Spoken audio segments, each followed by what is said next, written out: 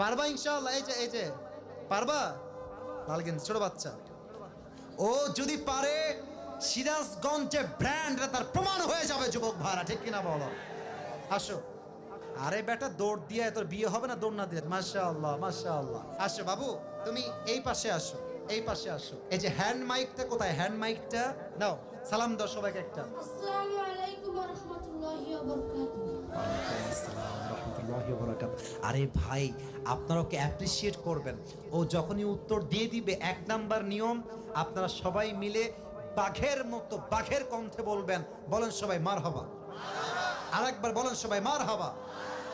এই পিচ্চিকে আমরা ওয়েলকাম জানাই। আল্লাহ ওকে উত্তর দেওয়ার তৌফিক দান করুক। পড়েন সবাই আমিন। ওকে আমি খুব সহজভাবে প্রশ্ন করব, আশা রাখবো সে পারবে। বলো তো, আমার নবীর গায়ের চামড়ার রং কেমন ছিল? পারবে? সাদা সুন্দর না লাবণ্যময় সুন্দর? বলো সবাইকে। লাবণ্যময় সুন্দর।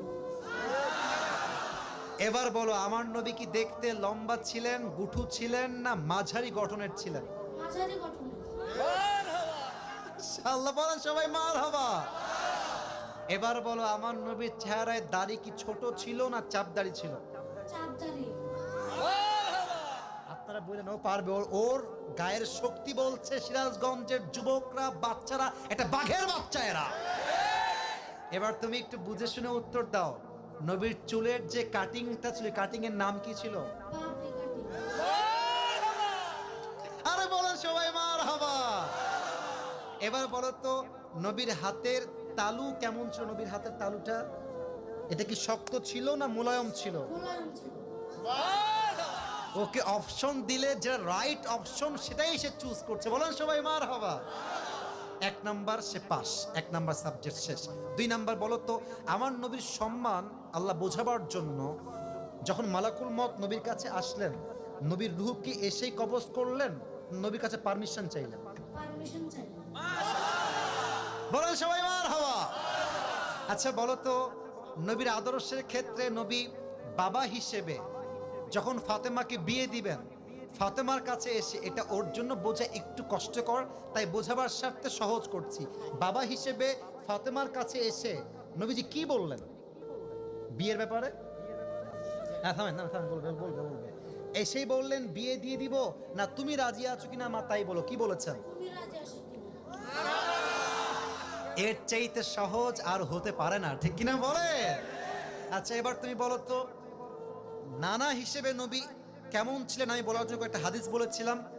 যখন হাসান হোসাইন আসতেন নানার কাছে, হাসান আর হোসাইন সালাম দিতেন আগে না নবী নিজেকে সালাম দিতেন? নবী দিতেন। আচ্ছা এবার বলো, নবীর কাঁধে যখন হাসান আর হোসাইন উঠে বসলেন, নবীজি কি ধাক্কা দিয়ে ফেলাই দিলেন না কি করলেন? দেননি। দেন নাই। বলেন সবাই মারহাবা। তাহলে বাচ্চারা মসজিদে আসলে আমরা কি তাড়ায় দিব না আদর করব, কি করব? ও নিজেই বাচ্চা। বলেন সবাই মারহাবা। এবার হচ্ছে শেষ কথা, শেষ ভালো যার লজ্জা নাই। বলো তো, বউকে দেখলে আমরা কি বলবো? বউকে দেখলে আমরা কি বলবো? এই তোমার নাম কি?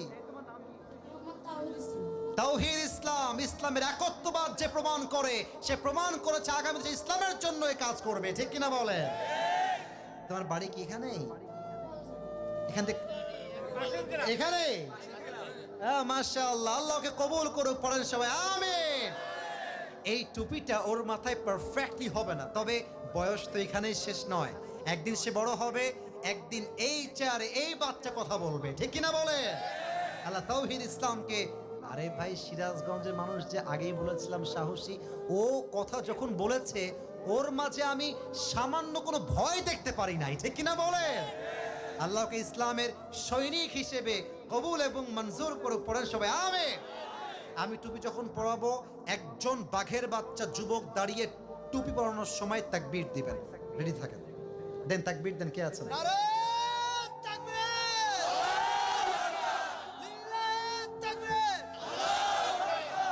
ওকে সুন্দর লাগছে না মাশাআল্লাহ দেখতে? আল্লাহ তাওহীদকে কবুল করুক। পড়েন সবাই আমিন। আল্লাহর মাকে, বাবাকে, পুরো পরিবারকে ইসলামের জন্য কবুল এবং মঞ্জুর করুক। পড়েন সবাই আমিন। তাওহীদ, তুমি ওখানেই বসে পড়ো, স্যারের পাশেই বসে পড়ো। মাশাআল্লাহ। প্রিয় ভাইরা, রাত বেজে গিয়েছে।